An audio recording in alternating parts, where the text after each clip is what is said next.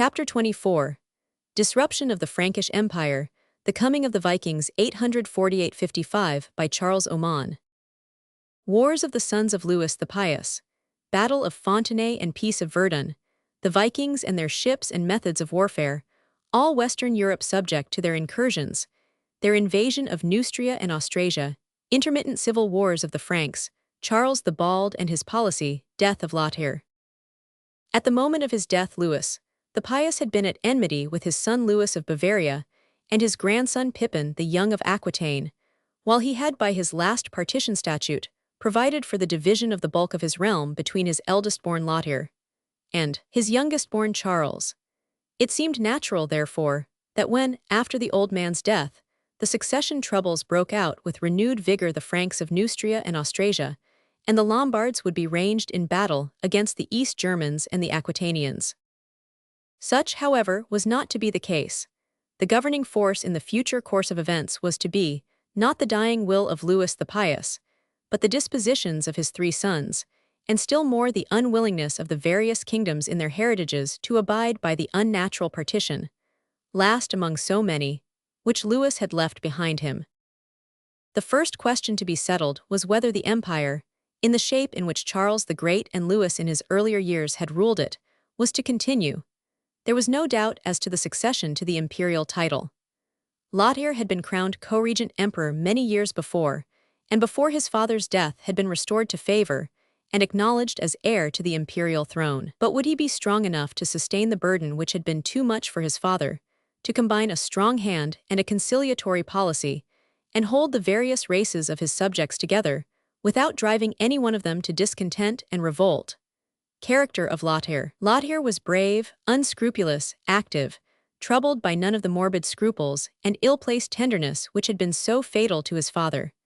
But he was full of faults of the opposite extreme, as dangerous to a ruler as his parents' overgreat mildness and long-suffering. He was quite destitute of natural affection, as his doings at the penance of St. Medard and the Lugenfeld had shown, and was not merely wanting in tenderness for his kith and kin, but unable even to pretend to a reasonable regard for brother, father, or nephew. Even in that rough time, his unfilial conduct had shocked his own subjects and followers. His ambition and pride were the only sentiments to which an appeal could be made with success. He was filled with an overweening idea of the greatness of the imperial position, though he had done so much himself to cause its degradation in the eyes of all the nations of the empire, by his cruel and offensive treatment of his father. He had taught the Franks that an emperor could be imprisoned, preached at, dictated to, publicly chastised, deposed, and he foolishly supposed that his own imperial dignity would not suffer from the precedent. The moment his accession was proclaimed, it was known that harsh, unbending rigor would reign all over the Frankish realm. Yet Lothair's situation in 840 was not disadvantageous. His enemies Louis and Pippin had been driven into remote corners of the empire.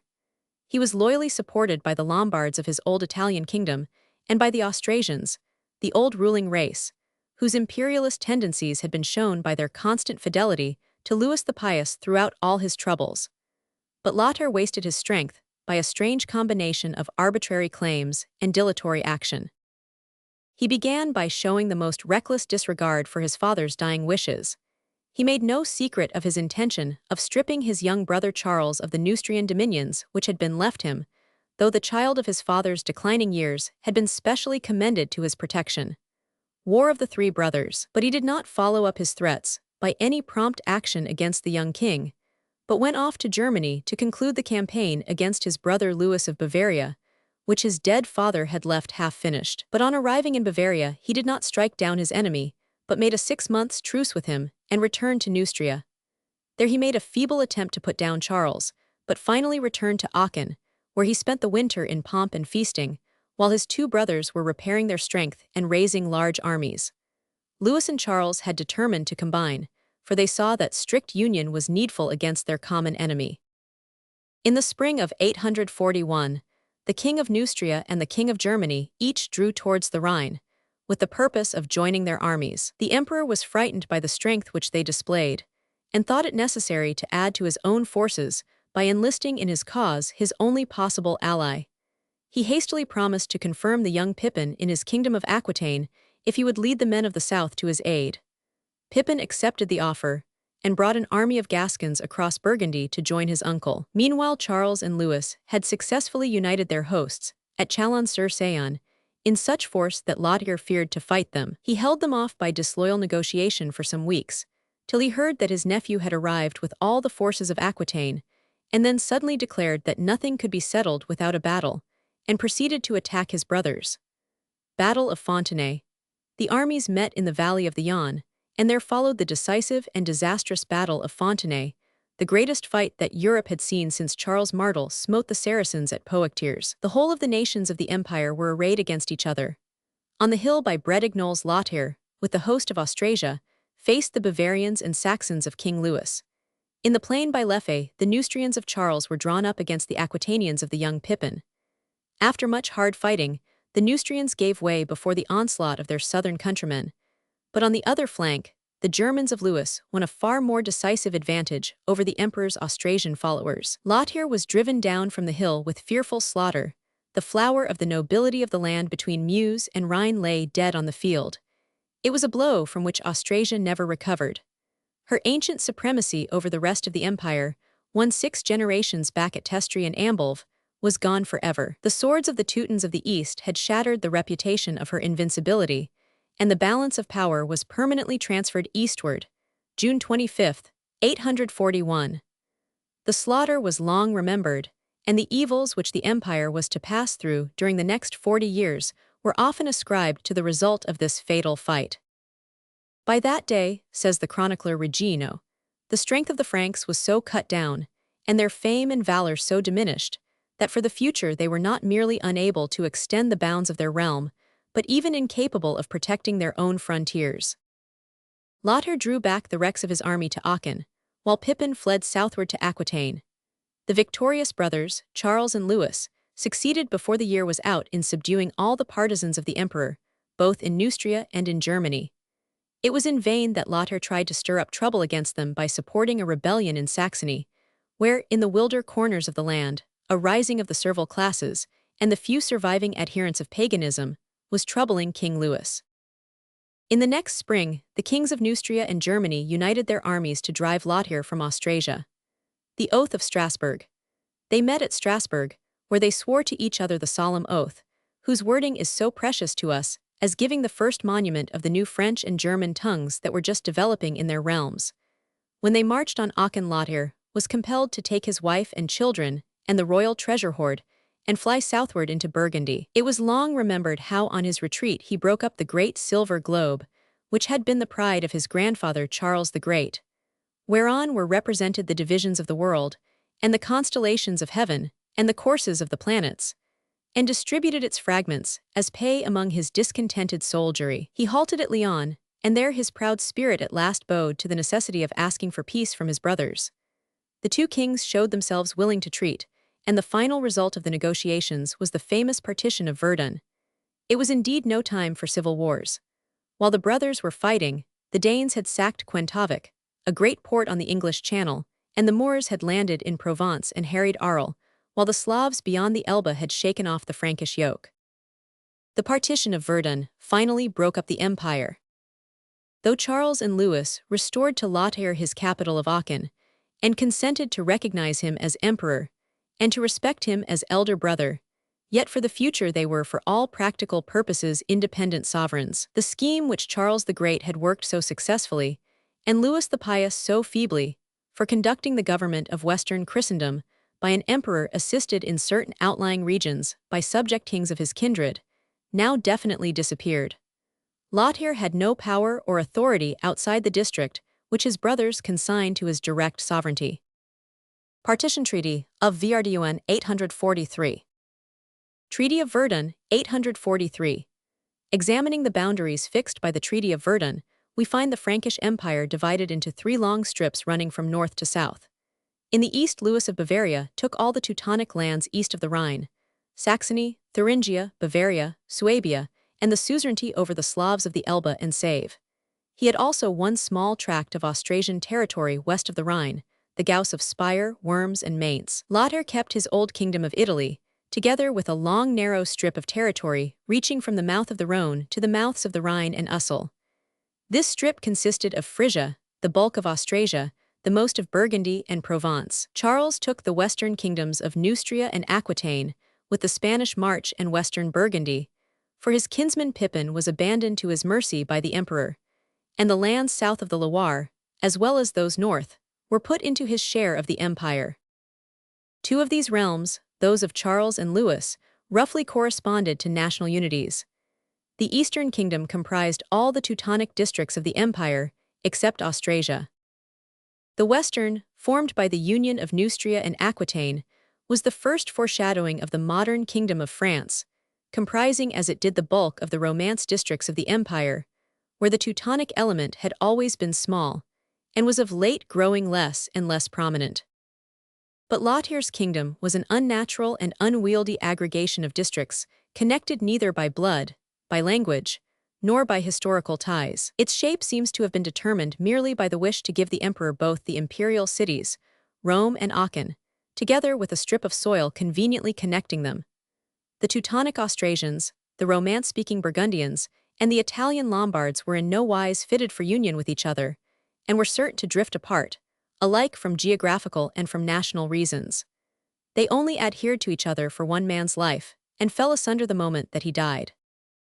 For the future we shall find the wide realm of Charles, the Great constantly tending to minute subdivision. The connection between east and west, north and south, grows constantly less, and ere long we shall be compelled to tell of the fortunes of the different fractions of the empire in separate chapters, since the central cord of connection formed by the kingly power has finally snapped. But as long as the generation of the sons of Louis the Pious survives, there is still a certain interdependence between the history of the eastern and western Franks, and it is not till the deposition of Charles the Fat, in 887, that the elements of dissolution finally triumph, and all ideas of the reunion of the empire are finally discredited. In 843 commences the tripartite government of Lothir the Emperor, and his two brothers, whom we may for the future style by their well-known names of Louis the German and Charles the Bald, though the latter style can hardly yet have been appropriate to the Neustrian king, who had only just celebrated his 21st birthday. His elder brothers were now much older men, Lothir having attained his 44th and Louis his 38th year. Both of them had now growing sons, whom they were ere long to take as colleagues in part of their realm.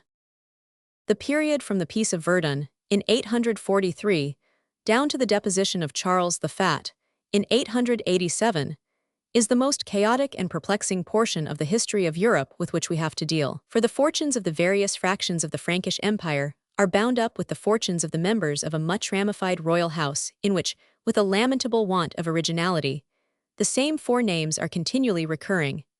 The grandsons of Louis the Pious. We have hitherto been confronted only with the three brothers, Lothir, Louis, and Charles. Now each of these brothers had three sons, and with a perversity which the reader and the writer of history must alike deplore, each christened his boys after their uncles. Lothir's three sons were Louis, Charles, and Lothir.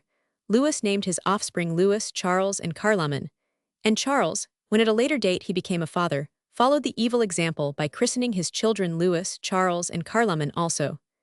The genealogical table must be kept carefully before us, lest from the similarity of names we confuse the imperial, the German, and the Neustrian houses of the Carlings. The descendants of Charles the Great.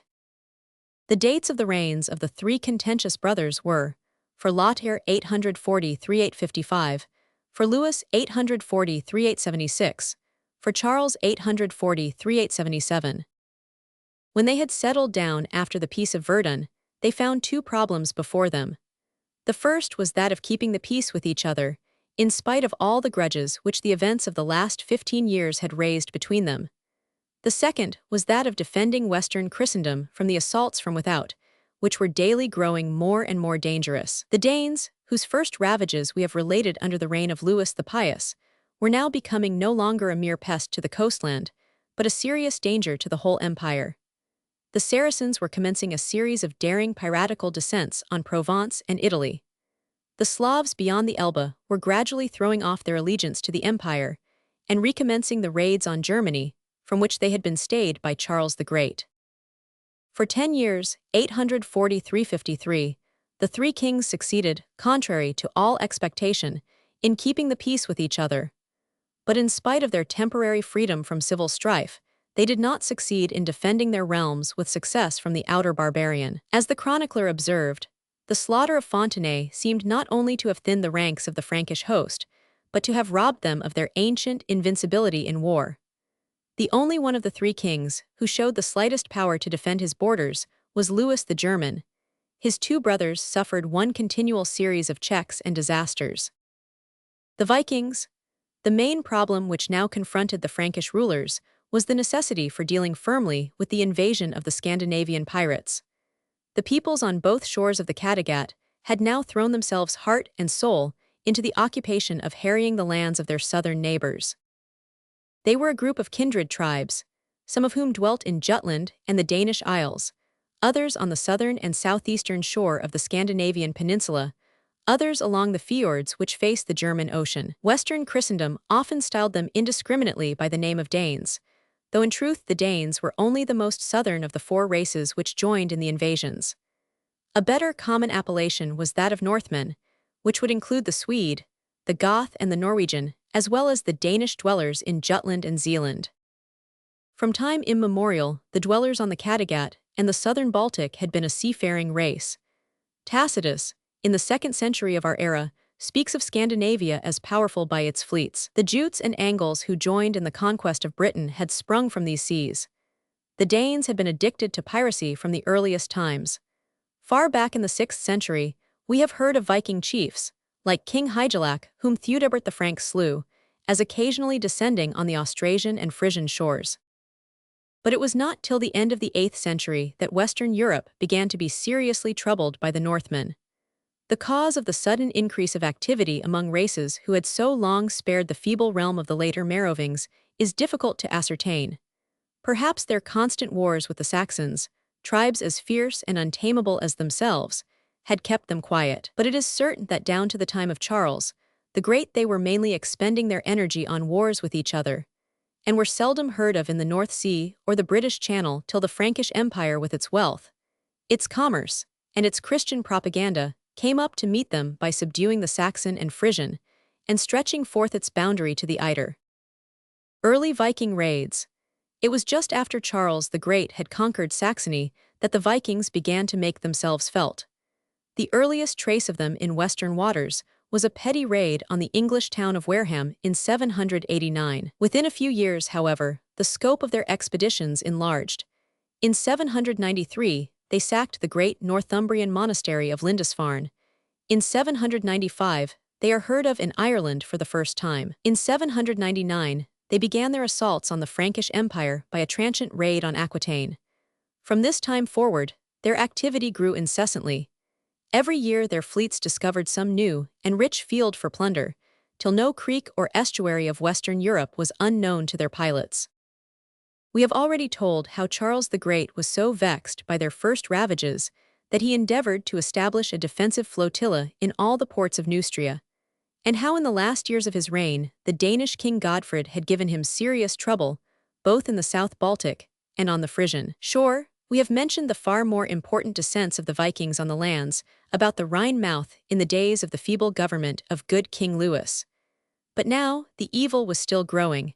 The Emperor Lothair and his brothers were to find the Northmen no longer a nuisance, but a real danger. Nothing could have been more daring than the enterprise of the Northmen in setting out from their distant homes to undertake the long voyage to Ireland or Aquitaine. The ships of the Vikings. Their vessels were merely long, narrow, open boats, generally some 75 feet long by 15 broad, but drawing only 3.5 feet of water. They relied on rowing more than on sailing, and their one mast could easily be lowered, and generally was taken down before a naval engagement. When the wind was favorable, they used a single large square sail, but it was always in the strength and endurance of the oarsmen that they placed their main confidence. The ordinary Viking vessel seems to have carried about 120 men, so that to transport any large body an enormous number of ships was required. But even in small numbers the Vikings were very formidable. They were all professional warriors, who had taken by choice to the trade of sea robbers, and were individually far superior to the forced levies whom English aldermen or Frankish counts could hurry into the field against them. They were far better armed than their opponents, almost every man being well equipped with the shirt of ringmail and steel helmet, while among the Franks and English, only the nobles and chiefs were as yet wearing armor. They were also fighting for their lives. The pirate defeated in a strange country was completely at the mercy of the people of the land, and always doomed to death. Hence he fought with a far greater fury than his enemies. But at first the Viking came to pillage rather than to fight. He was better pleased to plunder some rich undefended port or monastery, and then put out to sea, than to win precarious spoil after hard handstrokes with the levies of an angry countryside. By this time, the Vikings were operating on every coast in Western Europe. It was not only the Franks who were suffering from their inroads. The English kingdoms and the Celts of Scotland and Ireland were faring even worse. The expeditions of the Northmen were now taking two well-marked courses. One was the voyage past Frisia and the Rhine mouth to the Neustrian and South English coasts.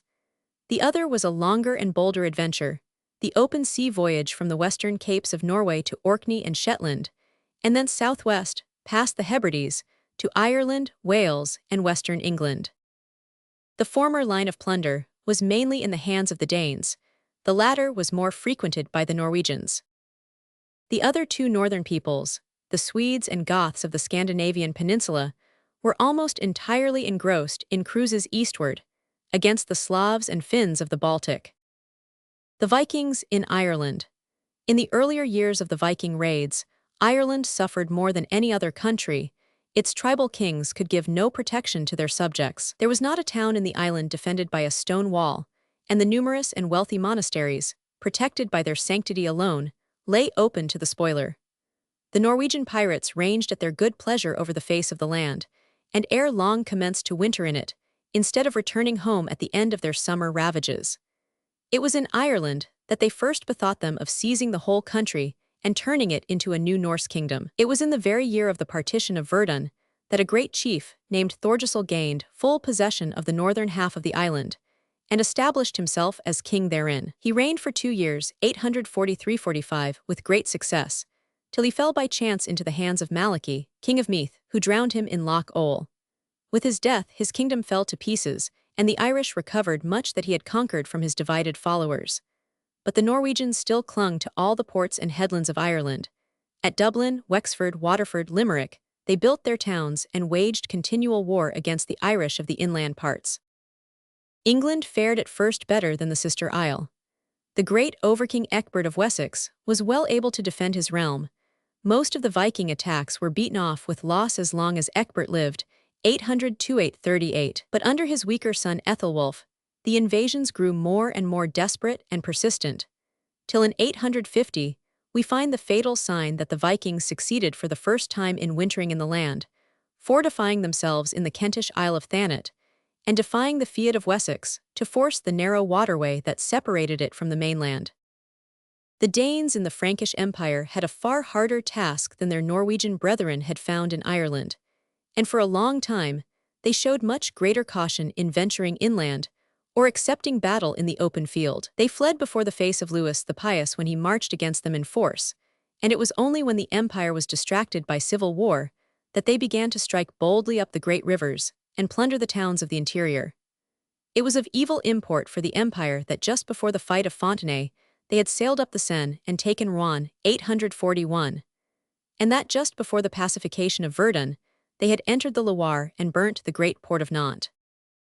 But when at last the Frankish kings had made peace, the Vikings had grown so bold that they persisted none the less in their attacks on the empire, and in the years that followed the new partition, their successes were even greater than before. All the three brothers were sorely beset by the Northmen, and 2 of them met with an unbroken series of disasters. The Danes in Saxony. Louis the German fared best. The tough Saxon tribes on his frontier always made a good fight against their hereditary enemies the Danes. But the king saw the new town of Hamburg burnt in 845, so that its bishop had to fly to Bremen, and in 851, a great expedition sailed up the Elbe, defeated the Saxon counts in the open field, and returned in triumph to Jutland after ravaging the eastern half of Saxony. Lothair and Charles fared far worse. The emperor saw his coastland in Frisia ravaged every year. It was in vain that he tried to gain peace by giving the island of Walcheren to Rorik the Dane, on the condition that he should hold it as a fief and guard the coast from his brethren. Other greedy adventurers followed Rorik, till the whole Frisian coast was dotted with their palisaded forts, and their ravages penetrated farther and farther inland, till Lothir in his palace at Aachen began to tremble for his own safety. But the lot of the young King Charles and of the Western Franks was still less happy. His realm had a far greater length of exposed coastland than those of his brethren, and he was vexed by a lingering civil war, for Pippin of Aquitaine had never acquiesced in the partition of Verdun, and did his best to maintain himself among his partisans south of the Loire. After much fighting, he was compelled for 2 years to do homage to Charles, but he soon rose in arms again, and though his uncle had the better in the contest, he was still able to keep up an obstinate resistance. The Vikings in France. Charles thought more of subduing Pippin than of warding off the Danes, and while he was engaged in Aquitaine, the northern parts of his realm were fearfully maltreated. As early as 843, the Vikings found courage to winter in Neustria, seizing and fortifying the monastery of Noirmoutier on an island at the Loire mouth. Next year they were enabled to strike far inland, for Pippin, overborne by his uncle Charles, madly called in Jarl Oscar to his aid, and brought the Vikings up the Garonne as far as Toulouse. Thus introduced into the very heart of the land, they were able both to spy out its fertility and wealth, and to judge of the weakness and unwisdom of its rulers. It was not Aquitaine, however, that first felt their heavy hand. Sack of Paris. In 845, they boldly entered the Seine mouth, plundered Rouen for the second time, and then ascended the river far higher than they had ever mounted before, up to the very walls of the city of Paris. Charles dared not face them, but fortified himself on the heights of Montmartre and the Abbey of Saint-Denis, while the Vikings entered Paris and plundered part of the city, till, stricken by an inexplicable panic, they returned to their boats and dropped down the river again. It was certainly not the army of Charles that they need have feared, for he was thinking of paying tribute rather than of fighting. Indeed, he paw pounds of gold to this particular horde to induce them to quit Neustria altogether. From this time onward things went from bad to worse for King Charles, largely owing to his own faults as we may guess, for he was a fickle, unsteady prince, always taking new enterprises in hand, and dropping them suddenly for some fresh plan before he had half carried them out. Nor was his courage beyond suspicion. More than once in his reign, he fled out of danger with an alacrity that savored more of fear than of prudence. After the sack of Paris, we find the Vikings hovering around Neustria on every side. One band had established itself at the Loire mouth, another under Jarl Oscar watched the Garonne, another devoted itself to the harrying of Flanders, and got succor when required from the Emperor Lothir's Danish vassals on the Isle of Walcheren. Spasmodically hurrying about from one scene of Viking outrages to another, King Charles protected nothing, and always arrived too late to be of use. In 847 even Bordeaux, the greatest city of southern Gaul, was beleaguered by the Vikings of the Garonne. Sack of Bordeaux. This drew him for some time into Aquitaine, where he for once won a success, by subduing his nephew Pippin, who had lost his former popularity among the Gascons by his drunken and dissolute habits, and still more by his unwisdom in calling in the Danes to his aid. But while Charles lay in Aquitaine, he suffered a greater disaster than any he had yet sustained, by the loss of Bordeaux, which was betrayed to Jarl Oscar by a discontented party among its citizens. It was to be held for some years by the Vikings. The plunder of such a wealthy place was well calculated to draw more Danish hordes into Gaul. The condition of the country grew progressively worse, and we trace every year the advance of the ships of the invaders farther and farther up the great rivers. In 850, they grew so bold that they fortified themselves high up the Seine at Givelsdijk, Jufoss, where they abode many months, and harried all the country about Beauvais and Mantes at their leisure. Charles the Bald, engaged in a luckless campaign against the rebellious Duke of the Bretons, brought no succor to his subjects. Nor was he on the spot when in the following year Ghent, Terouanne, and all Flanders were wasted. But probably the capture of his old enemy Pippin of Aquitaine atoned in his eyes for many such disasters.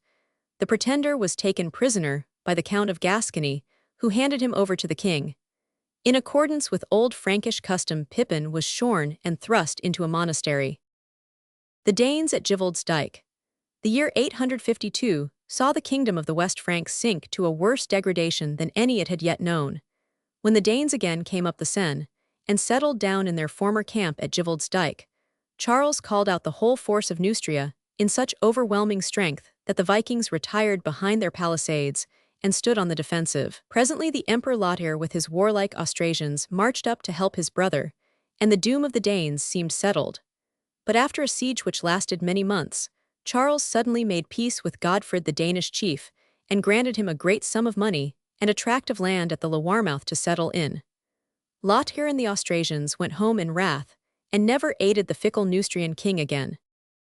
When the Franks were faring so badly, only one more evil was wanted to make their position unbearable, and this was soon added. In 853, the 10 years' peace between the brothers, which had lasted since the Treaty of Verdun, was broken. The restless people of Aquitaine, though they had lost their old leader Pippin, had determined to try a new revolt. They secretly sent to ask aid of Louis the German, and he, though much vexed at home by Danish raids and Slavonic rebellions, was unwise enough to grant their petition. Civil War of Louis and Charles, 854.